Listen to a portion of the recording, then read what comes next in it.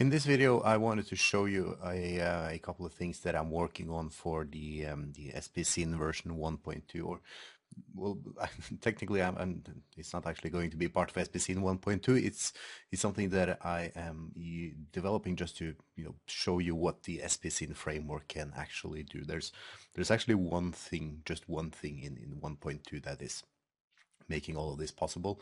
Well, I'll let you see yourself. First, let me just start by walking through a couple of things here. I'm in Central Admin. Just wanted to show you a couple of things here that I have now two solutions here. I have SPSyn. I have a cool new thing called the SPSyn store, which is what I want to show you. And let me just go in and go to delete the current site collection that I have, so you know I'm not cheating and I don't have anything set up already. So let me just delete this, and I'll create a new site collection, which again will have the incredibly innovative name called SPSyn, and we'll just add ourselves as the site collection admin, and we'll hit OK, and that will take a couple seconds, and we'll have a brand new site collection. And in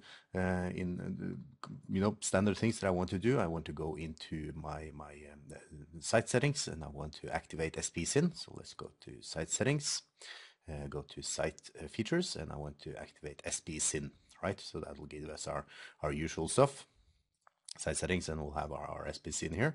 And the other thing I want to do is I want to activate also this is called a feature pack, and I'll talk probably far more about that in later videos, but this is a feature pack for something I call the SPSyn store. So I'll activate this now, and I before we do anything, I just wanted to tell you that this is an early version, and then there's still tons of polishing and stuff like that needs to be done, and then error handling, stuff like that. Just wanted to show you something that is working. So let me now just jump into any one of these pages, one of the configuration packages. You'll see that there's now a link to the SPSyn App Store, right?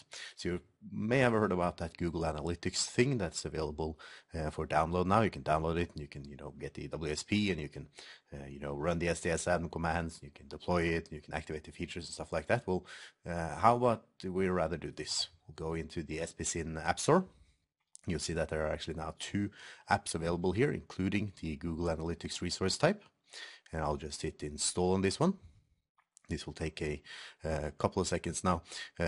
Before we just probably should have done this before, but if we go into our site now, what's actually happening here is that we are technically downloading the WSP file. We're installing it, we're activating it, we're doing all that stuff in the background. So and then before you freak out, there's a ton of security in here, so it's you can't do anything unless you have a ton of permissions, and this is for farm solutions, and then when you're deploying farm solutions, there's a sort of an app pool recycle that's happening. That's why it'll take a couple of seconds now before the page will actually reload. But once it's done, we can go into managed resources, and we can go to our items list, and we should now have our Google Analytics resource type installed for us. Now, how is that cool, right? There's no downloading, there's no WSP install, there's no activating, there's no deployment, no nothing. Just go into the SPSyn App Store, and you'll find it, as I said, and again, I'll probably find a better way to, or a better place to put this, but you find it in the left menu on the configuration packages right now. Find a cooler place to have it for the release version. So as I said, this is something I'm working on for the next version of SPSyn.